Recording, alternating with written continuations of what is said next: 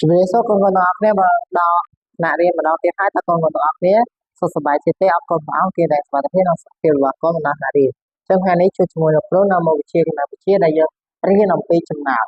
បាទចឹងចំណោទគេទិញត្រីប្រហុកដោយថ្លឹងទាំងកញ្ឆេរមានទម្ងន់ 70.7 គីឡូក្រាមបន្ទាប់មកគេថ្លឹងកញ្ឆេរឃើញទម្ងន់ 4.8 គីឡូក្រាមតើប្រហុកមានទម្ងន់ប៉ុន្មានគីឡូក្រាមចឹងនៅក្នុងប្រធាននេះគេចង់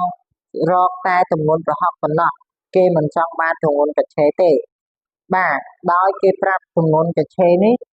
គឺ 4.8 គីឡូក្រាមហើយគេថ្លឹងទាំងកញ្ឆេរនិងប្រហុក 70.7 គីឡូក្រាមសំណួរគេសួរថាតើប្រហុកមានទម្ងន់ប៉ុន្មានគីឡូក្រាមអញ្ចឹង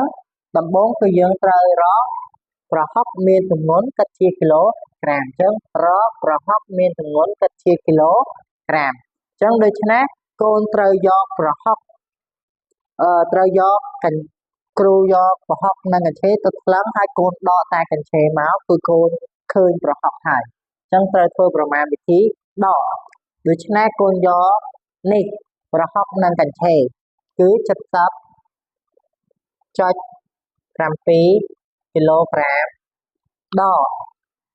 នឹងកញ្ឆេរចេញទៅមានន័យថាប្រហុកនិងកញ្ឆេរពេលកូនដកកញ្ឆេរចេញនៅសល់តែប្រហុកហើយកញ្ឆេរនោះគឺមានទម្ងន់ 4.8 គីឡូក្រាមតើស្មើប្រមាណអញ្ចឹងកូនធ្វើប្រមាណវិធីដកមកដោយយក 70.7 គីឡូក្រាមដកនឹង 4.8 គីឡូក្រាមចឹង7ដកជាមួយ8មិនកើតទេកូនត្រូវការខ្ចីពី0អត់កើតទេអញ្ចឹង0នឹងត្រូវខ្ចីតទៅដល់លេខ7អញ្ចឹង7នៅសល់6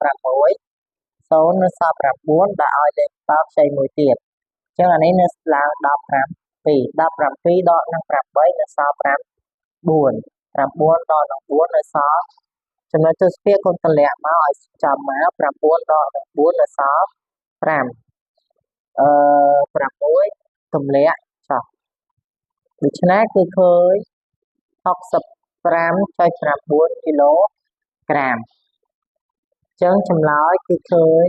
65.9 គីឡូក្រាមអញ្ចឹងកូនឆ្លើយមកឆ្លើយថាប្រហុក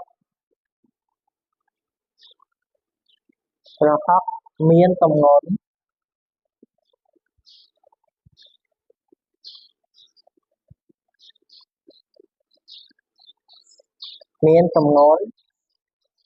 65.9 គីឡូក្រាម